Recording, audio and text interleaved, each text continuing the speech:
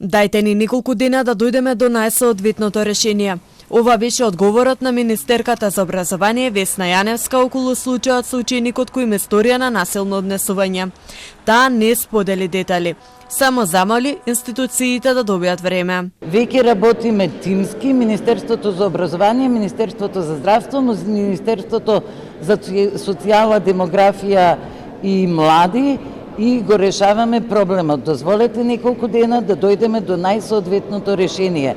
Предвидуваме подлабоки, посериозни активности и постапки кои ќе бидат во корист на детето и решавањето на целиот случај. Родителите на учениците од неговото матично училиште Лазо Ангеловски се жале од неговите постапки.